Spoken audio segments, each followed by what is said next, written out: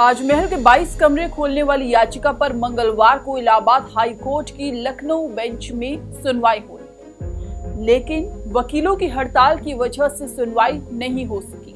अगली सुनवाई अब गुरुवार को होने की संभावना है। इलाहाबाद हाई कोर्ट की लखनऊ बेंच में ताजमहल को लेकर एक याचिका दायर की गई, जिसमें कहा गया कि ताजमहल के 22 कमरे खोले जाएं ताकि मालूम चल सके कि उसके भीतर देवी देवताओं की मूर्तियां और शिलालेख हैं या नहीं। ये याचिका भाजपा के अयोध्या जिले के मीडिया प्रभारी डॉक्टर रजनीश सिंह की तरफ से दाखिल की गई है। उन्होंने मांग की है कि भारतीय पुरातत्व सर्वेक्षण को निर्देश दिया जाए कि आगरा के ताजमहल के 22 कमरों को खोला जाए ताकि ये पता लगाया जा सके कि वहां हिंदू देवी देवताओं की मूर्तियां हैं या नहीं।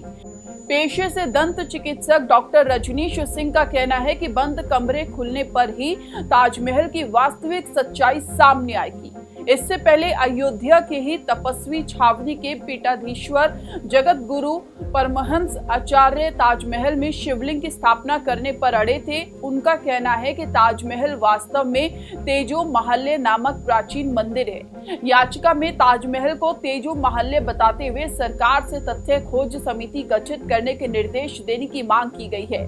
ताजमहल जितना खूबसूरत है, उतने ही विवाद भी इसके साए में पड़ रहे हैं। फारसी, भारतीय और इस्लामी वास्तुकला की अनोखी शैली से बने ताजमहल को मोहब्बत की निशानी कहा जाता है।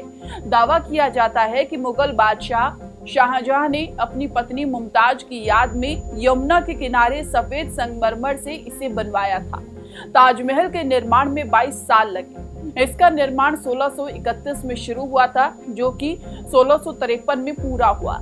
इसे बनाने के लिए 20,000 मजदूरों ने काम किया। इतिहासकारों का मानना है कि आखिरी बार इन कमरों को 88 साल पहले 1934 में खोला गया था। इसके बाद 2015 में मरम्मत कार्य के लिए कुछ कमरों को गोपनीय रूप से खोलने की जानकारी मिली थी, मगर पिछले 88 साल में ये कमरे सार्वजनिक रूप से नहीं खुले हैं।